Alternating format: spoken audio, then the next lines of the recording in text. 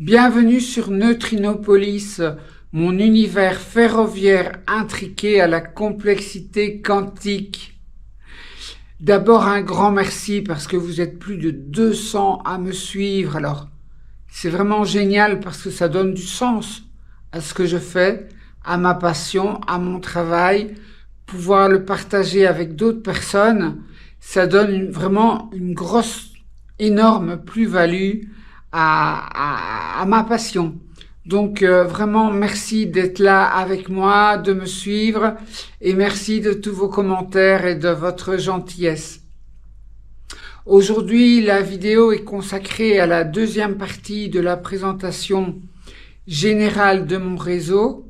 Si vous n'avez pas vu la première partie, je vous invite quand même à aller voir parce que c'est de la théorie, mais c'est quand même intéressant. Donc je mets le lien ici à votre droite. Voilà, alors on peut commencer. Mon réseau est construit sur une grande table qui fait 3,95 m sur 1,45 m, donc presque 4 mètres sur 1,50 m. Cette table, elle est faite avec des plaques de contreplaqué de 18 mm. Et ces plaques de contreplaqué sont posées sur des tréteaux.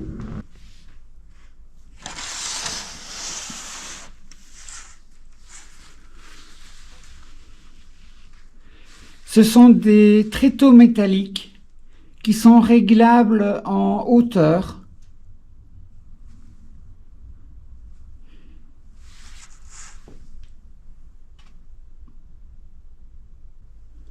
Ces tréteaux sont réglés à une hauteur pour que la base de travail, la base de ma table, soit à 102 cm.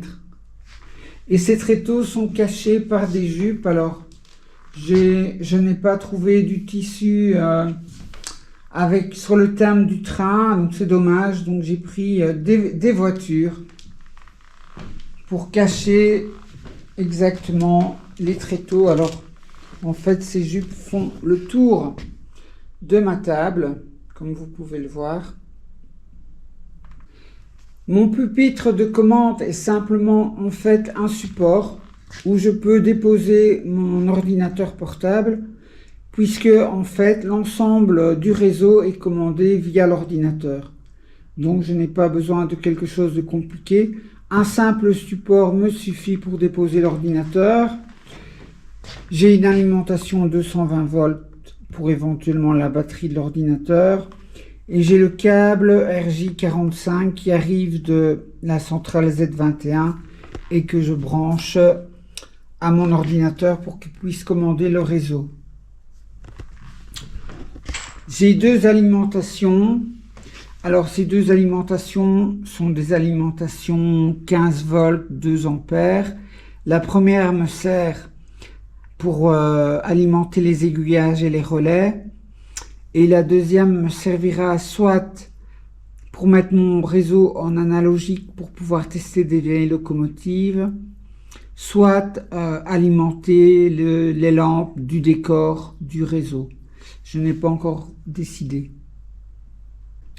Au niveau de l'infrastructure maintenant générale de mon réseau n'est composé que de 3 matières. Il y a du carton pour l'infrastructure sur laquelle sont déposées les voies. Il y a du liège pour rehausser les voies et imiter le balastre.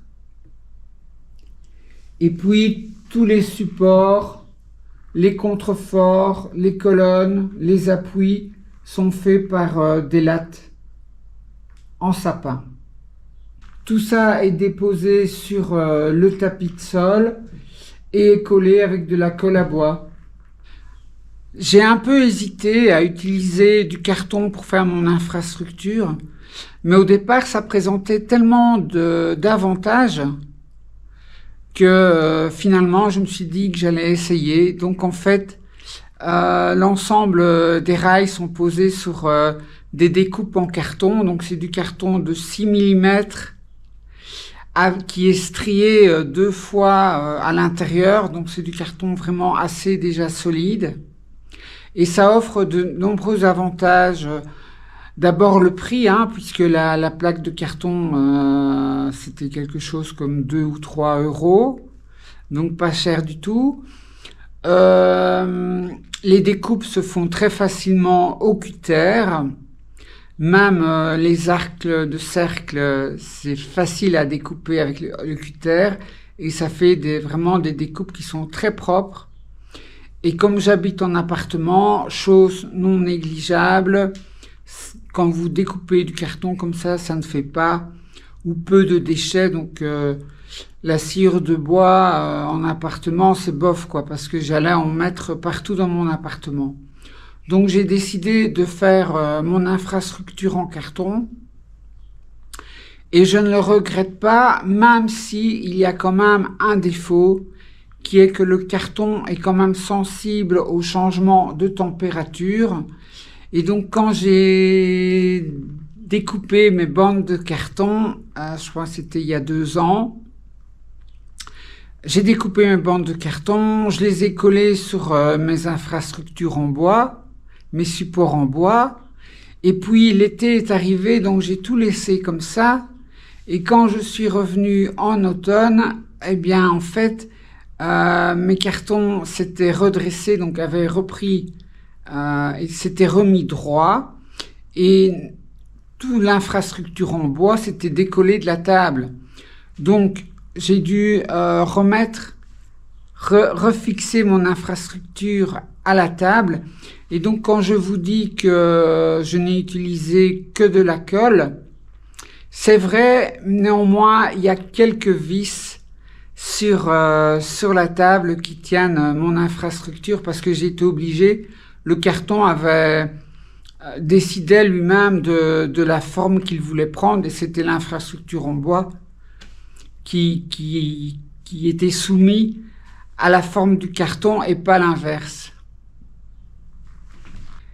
Alors, ça c'était le premier inconvénient du carton. Et le deuxième inconvénient, c'est que ça reste quand même assez souple, ce qui fait que quand les trains passent à certains endroits, je voyais le carton un peu s'assouflir ou un peu se mettre à vibrer sur le passage du train. Donc il a fallu, c'est consolider après l'infrastructure en carton, la rigidifier encore.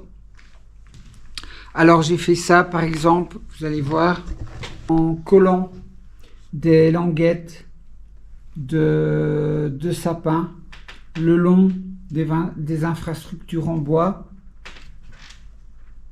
ce qui permet vraiment de rigidifier le carton. Alors, quand on découpe au cutter, ça va très vite, c'est très propre.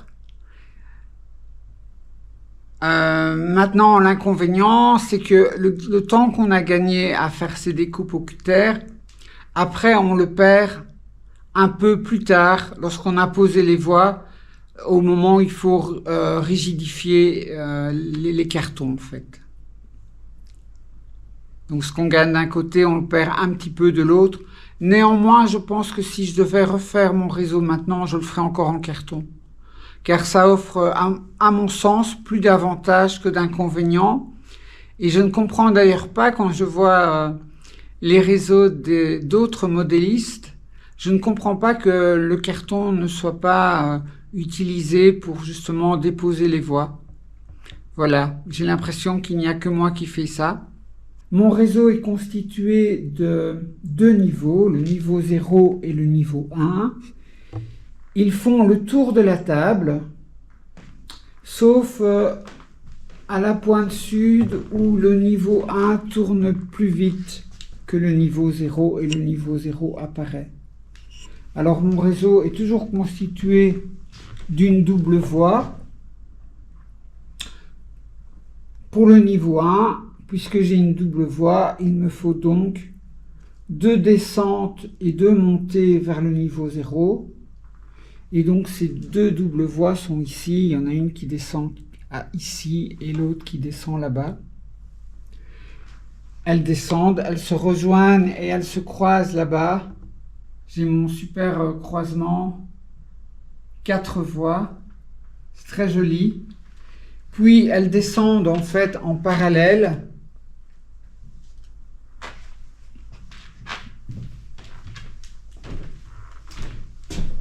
Et elles vont se séparer, faire le tour de la table et puis se rejoindre là-bas. Regardez, si j'enlève mon carton, on voit les 2 voies en bas qui se rejoignent. Vous vous souvenez dans la précédente vidéo, les 2 circuits rouge et bleu, eh bien la voie noire pour passer du rouge au bleu, c'est celle-ci. C'est la voie ici qui est toute seule et qui descend du niveau 1 jusqu'au niveau 0, mais qui fait changer de couleur et de circuit. Et la voie pour changer cette fois-ci du bleu au rouge, eh bien, c'est cette boucle-là qui est toute seule et qui permet de changer de couleur.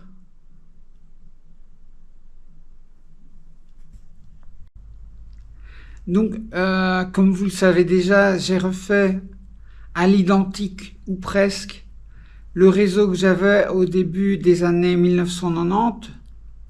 Et parce que je me suis baladé pendant la moitié de ma vie avec mes caisses de rails, eh bien, j'ai utilisé les rails que j'avais. Donc, c'est des vieilles rails Rocco en côte 100. Néanmoins, quand j'ai ouvert mes caisses, j'ai découvert en fait que j'avais beaucoup de rails qui étaient abîmés, vieillis, ou bien des aiguillages en panne, des choses comme ça. Donc finalement, j'ai quand même beaucoup racheté d'occasion sur des sites de vente.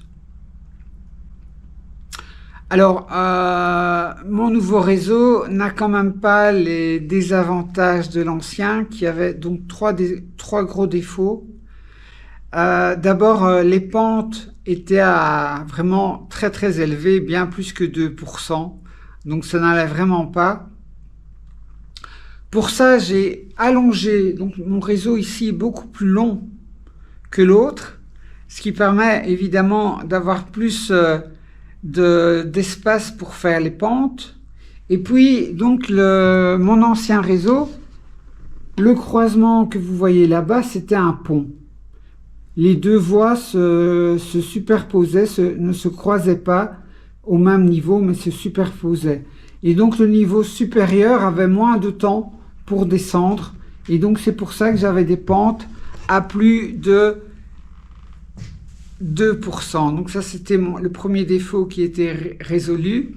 Le deuxième défaut, c'était que mes tables étaient le long d'un mur, donc étaient difficilement accessibles de tous les côtés.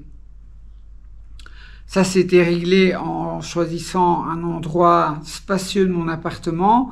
Je peux faire le tour de ma table. Le troisième défaut, c'était que les fils passaient en dessous de la table, donc c'était difficilement d'accès et il fallait aller à 4 pattes pour travailler, c'était vraiment pas agréable. Et c'est pour ça que, en fait, ici, même mon niveau 0 est surélevé par rapport à mon niveau 1.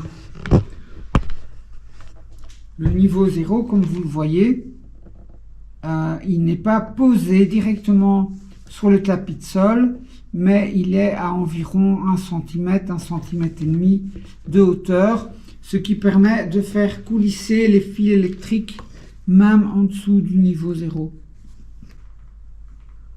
Enfin, le dernier défaut de mon précédent réseau, c'était qu'il n'y avait pas de gare et que je ne pouvais pas donc garer mes locomotives, garer mes trains correctement quand je ne les utilisais pas et ainsi laisser de la place au réseau pour faire circuler d'autres trains. Alors vous allez me dire, mais Gabriel, tu n'as toujours pas de gare? Alors donc, à côté de mon réseau, à droite de mon réseau, j'ai une deuxième table qui a la même longueur que la première, qui est beaucoup plus étroite, qui fait 1,7 m et qui va me permettre de construire une énorme gare où je pourrais ranger tous mes convois, mes locomotives, tous mes wagons. Donc certainement une dizaine de voies de garage. sur une très très grande longueur. Vous voyez, j'ai prévu beaucoup de place. Alors pour l'instant, il y a mes outils et il y a des accessoires, mais à un moment donné, je vais vider ça et je vais commencer à dessiner ma gare. Alors il y aura entre mon réseau principal et la gare, il y aura une double voie qui fera la liaison entre les deux tables. Et ça, c'était le dernier défaut qu'il y avait à mon réseau des années 90, c'est qu'il n'y avait pas de gare. Voilà, ici, il y en aura une et c'est prévu. Alors, la suite, c'est quoi? Eh bien, je dois vous faire une confidence. C'est que je vais être un peu bloqué parce que j'ai un problème. Alors, le problème, ce n'est pas le manque de compétences techniques, ça je l'ai. Ce n'est pas le manque de place, vous l'avez vu, j'ai un bel espace pour mes tables. Ce n'est pas le manque de patience, mais mon problème que je vais rencontrer, c'est le budget. Parce que le train électrique, ce n'est pas ma première passion, ce n'est pas mon premier hobby. Et donc, j'ai un autre hobby qui me prend un beau budget dans l'année. Et mon train électrique, c'est mon deuxième hobby. Et donc là, j'ai utilisé tout mon budget train électrique pour cet hiver, l'hiver 2023-2024. Donc là, je suis un peu bloqué. Je n'ai plus de budget pour continuer. Donc, ce que je vais faire jusqu'au mois d'octobre, j'ai d'abord quelques problèmes techniques à arranger. Je peux pré-câbler mes cantons et mes croisements pour ce que je vais faire l'automne. Donc, je vous rappelle que ce que j'ai prévu, c'est donc d'automatiser déjà ce croisement, le rendre sécurisé par l'ordinateur. Donc, pour ça, j'ai besoin de 9 cantons et il y a 8 feux. Chaque feu ayant le vert, le rouge et le rouge clignotant. Le rouge clignotant étant moi qui décide de bloquer le canton. Donc soit l'ordinateur le bloque et le feu est au rouge, soit à un niveau supérieur, c'est moi qui décide d'arrêter le train. Et donc là, le feu n'est pas rouge, mais le feu est rouge clignotant. Ce qui me permettra visuellement sur le réseau de voir la différence entre un feu qui est rouge parce que l'ordinateur a décidé d'arrêter les trains ou un feu qui est rouge parce que moi j'ai décidé d'arrêter les trains. Donc ça va nécessiter donc pour sécuriser le croisement 2 switches 10836 pour commander les 8 feux avec rouge clignotant et vert, et puis 2 fois le décodeur 10808 pour décoder, tester la présence des trains sur les 9 cantons. Donc ça me fait encore un fameux budget, et ce budget je ne l'ai pas, mais je peux déjà pré-câbler tout pour que ce soit prêt pour l'automne prochain.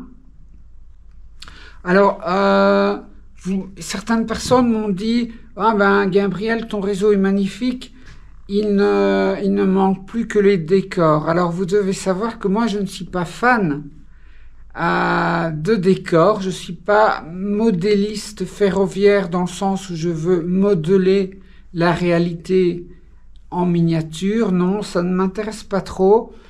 Donc oui, j'ai un stock de décors, j'ai des maisons, etc. que je vais poser. Mais je vous ai dit dans des vidéos précédentes que j'allais surtout construire 2 montagnes sur les 2 espaces de service, l'espace nord et l'espace sud. Donc là, je ferai un petit peu de décor, mais c'est tout. Alors, ce que je vais faire, c'est surtout cacher les fils électriques qu'on voit. Ça, oui, ils seront cachés. Cacher également les tranches de carton.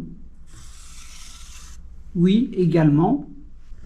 Mais sinon, mon réseau, il n'évoluera pas beaucoup plus que ça. Coller du balastre, ben moi j'aime pas, je trouve que ça donne pas bien, ça fait des crasses.